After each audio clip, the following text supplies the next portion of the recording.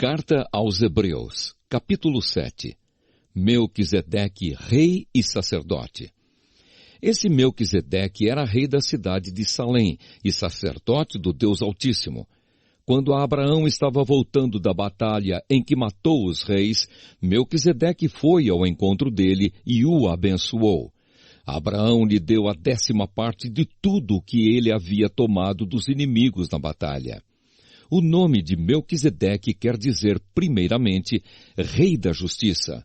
E porque ele era rei de Salém, o seu nome também quer dizer Rei da Paz. Não se conhece o pai, nem a mãe, nem qualquer antepassado de Melquisedeque. E também não se sabe nada sobre o seu nascimento ou sobre a sua morte.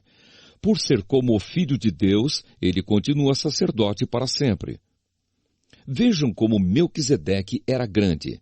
Abraão, o patriarca, lhe deu a 10ª parte de tudo o que havia tomado dos inimigos na batalha. Conforme a lei de Moisés, os sacerdotes que são descendentes de Levi têm a obrigação de receber do povo a 10ª parte de tudo.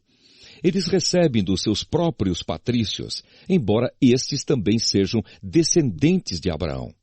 Melquisedeque não era descendente de Levi, mas recebeu a 10ª parte daquilo que Abraão havia tomado na batalha e o abençoou. Sim, abençoou o próprio Abraão, que havia recebido as promessas de Deus. Não há dúvida de que aquele que abençoa é mais importante do que aquele que é abençoado. No caso dos sacerdotes, a 10ª parte é recebida por homens que um dia vão morrer. Mas no caso de Melquisedeque, como dizem as Escrituras Sagradas, a 10ª parte foi recebida por alguém que continua vivo. Portanto, quando Abraão pagou a 10ª parte, Levi, cujos descendentes recebem a 10ª parte, também pagou. Pois Levi não tinha nascido e, por assim dizer, ainda estava no corpo do seu antepassado Abraão, quando este se encontrou com Melquisedeque. A lei que o povo de Israel recebeu se baseava no sacerdócio dos levitas. Ora, se o trabalho dos sacerdotes levitas tivesse sido perfeito, não haveria necessidade de aparecer outro tipo de sacerdote da ordem do sacerdócio de Melquisedeque e não da ordem de Arão. Pois quando se muda o sacerdócio, a lei também precisa ser mudada. E o nosso Senhor Jesus, a respeito de quem são ditas essas coisas, pertencia a outra tribo. E nenhum membro dessa tribo jamais serviu como sacerdote. É sabido que, por nascimento, Jesus, o nosso Senhor, pertencia à tribo de Judá.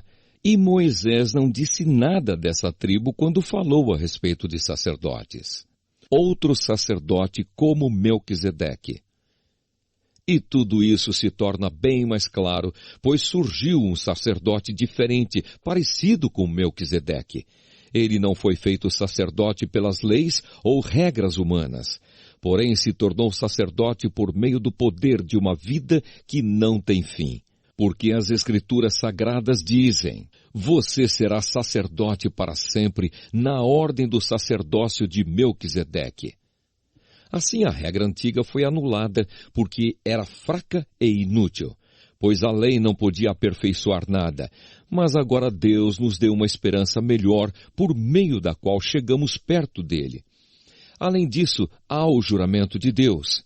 Não houve juramento quando os outros se tornaram sacerdotes. Porém, houve juramento quando Jesus se tornou sacerdote, pois Deus lhe disse: o Senhor jurou e não voltará atrás. Ele disse: você será sacerdote para sempre. Portanto, essa diferença também faz com que Jesus seja a garantia de uma aliança melhor. Há ainda outra diferença. Os outros sacerdotes foram muitos porque morriam e não podiam continuar o seu trabalho. Mas Jesus vive para sempre e o seu sacerdócio não passa para ninguém. E por isso ele pode, hoje e sempre, salvar as pessoas que vão a Deus por meio dele. Porque Jesus vive para sempre, a fim de pedir a Deus em favor delas.